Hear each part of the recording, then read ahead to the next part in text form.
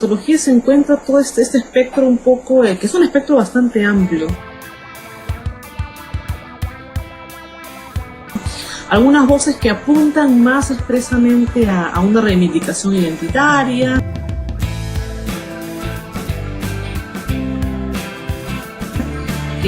bueno, apuntan mucho a esto. Y otras voces que, como te digo, sí se están haciendo cosas bastante interesantes en México, la verdad, y incluso desde ahí me han llegado bastantes pedidos de libros, hay mucho interés por la antología. Justamente parte del trabajo y probablemente parte de la intención de la antología, independientemente, yendo un poco más allá obviamente de la calidad estética, que yo creo que se sobreentiende, es lo que el criterio central. Hay una intención de intervenir en, no sé, en determinados procesos simbólicos, ¿verdad? Porque justamente lo que tú me decías al principio, esta idea de que la imagen de la mujer lesbiana está siempre un poco outside, un poco fuera de determinadas estructuras, porque justamente porque permite que se circulen exclusivamente determinados estereotipos de qué tipo de mujer es la que es una lesbiana, ¿no?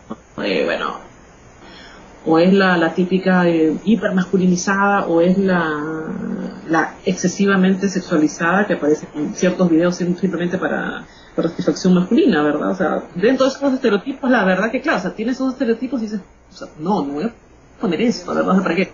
Los relatos, no más que los poemas así, porque los poemas siempre tienden más a una mirada un poco más individual, un poco más interior. En el caso de los relatos, yo creo que se transmiten o sea, una serie de afectos y de prácticas que hasta cierto punto no son tan diferentes a lo que se pueda creer, ¿verdad? Es como, bueno, hay ciertas diferencias probablemente a nivel de quién es el objeto de deseo, ¿verdad? Pero no en sí a nivel de la práctica básicamente afectiva, ¿no? Obviamente que hay diferencias en la práctica erótica, ¿no? Lógico, tiene que darlo. Pero parece que a nivel de lo que es afectividades, probablemente no, ¿verdad? El amor es el amor, finalmente. Porque inicialmente iba a ser, por un criterio hiper práctico, pragmático, iba a ser inicialmente de toda América Latina, pero por cuestiones de, sobre todo de hacer un libro manejable, editorialmente manejable, ¿no? Porque mira, con solo Sudamérica conseguimos más de 60 autoras, que finalmente tuvimos que reducir por pura cuestión editorial, ¿no? Para que quedara un libro que es ya de 400 páginas. Se imagínate que llegara a ser toda América Latina, el libro iba a ser el doble de esto, y ya manejarlo a nivel editorial es un poco más complicado, ¿no? Así que inicialmente pensamos partirlo en dos tomos, o sea, uno que es Sudamérica y el siguiente que sería México, Centroamérica y el Caribe, ¿verdad? Pero el segundo tomo todavía está un poco, está pendiente, ¿no? Estamos un poco dándole difusión a esta fase que está lista, por fin, ¿no? Es lo primero que está. Así que lo de Sudamérica, en principio, por un criterio más pragmático editorial, que la intención original era hacer de todo el continente, ¿verdad? Parece que hay ciertas voces, en el caso específico de Sor Juana, ¿no? Es una voz que puede leerse como una voz lésbica, especialmente cuando los poemas que tiene dedicados a la virreina, ¿verdad? No recuerdo el nombre de la virreina en ese momento, pero que obviamente que es incluso hasta ahora, te podría decir, un tópico clásico, el tópico de la amistad entre mujeres, ¿no? Que es un tópico que ha servido mucho a lo largo de la tradición literaria, un poco para ocultar lo que hay, una amistad que no es tan amistad, ¿verdad? Que va un poco más allá de eso. Porque obviamente no había otra manera de decirlo, es que no se podía decir, ¿verdad? Y en el caso de Sor Juana, con lo tremendamente inteligente que esta escritora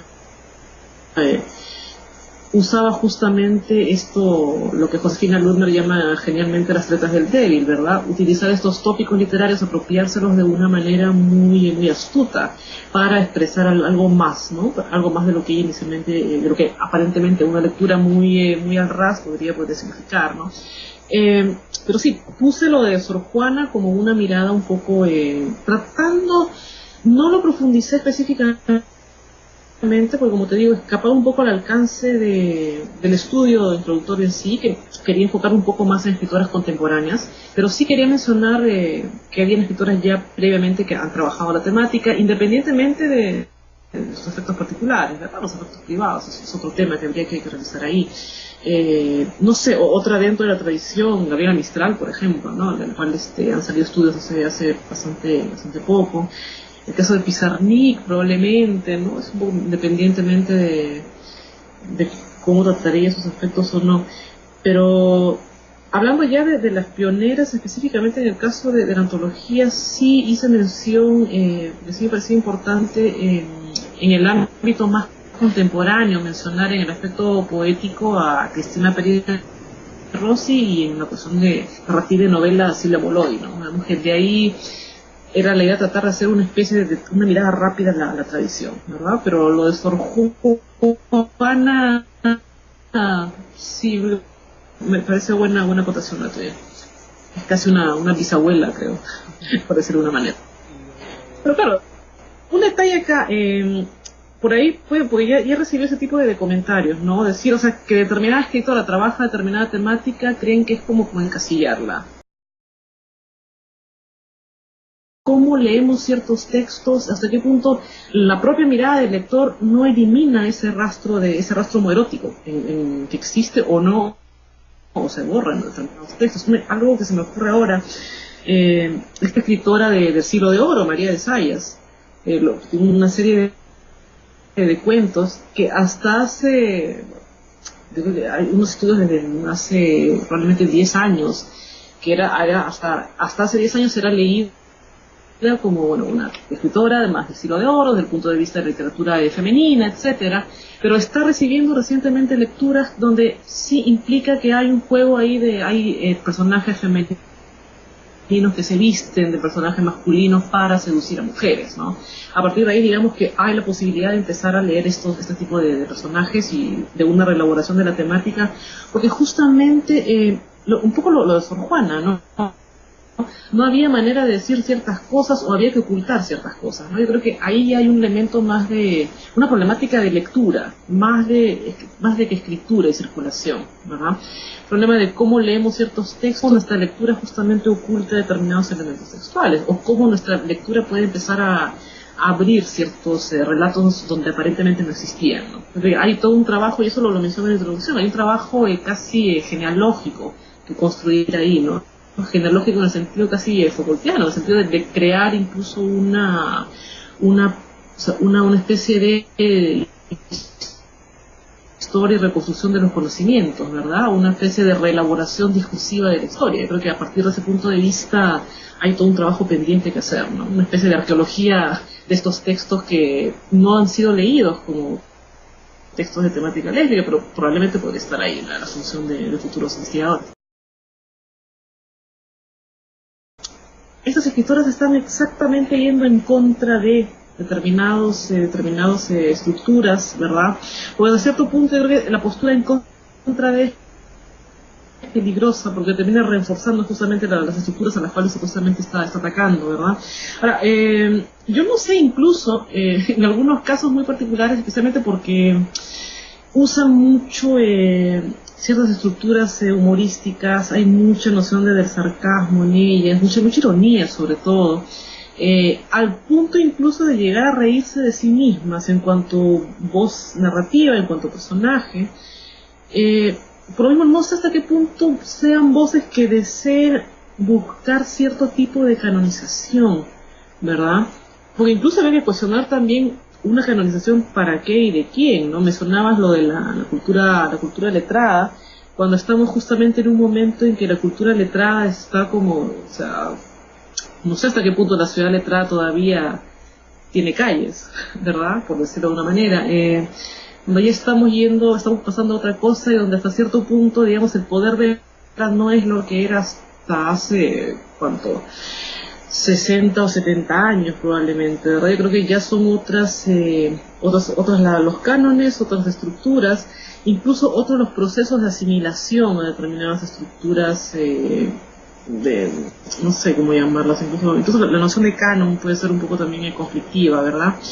Pero yo digo, más que en contra o más que plantearse como una cuestión negativa, o algo muy, muy interesante es cuando no solo la literatura de temática lésbica, sino cualquier tipo de literatura o llega en realidad a cuestionarse a sí misma, ¿verdad? O sea, cuando la propia escritura se cuestiona a sí misma, cuando se convierte en un espacio, digamos, de experimentación con el propio yo que escribe, yo creo que ahí sí hay algo más que un simplemente ir en contra de algo, ¿no? Yo creo que es a partir de ahí que me parecen interesantes muchos de los textos que están en la antología, ¿no? A partir de esta mirada que llega a proponer una especie de reflexión, pero alejada, digamos, de lo solemne, y que va más por el lado de una reelaboración casi que se lee como comedia, hasta cierto punto, pero probablemente quizás, estoy lanzando una hipótesis un poco aventurada, quizás la comedia sea probablemente una buena manera de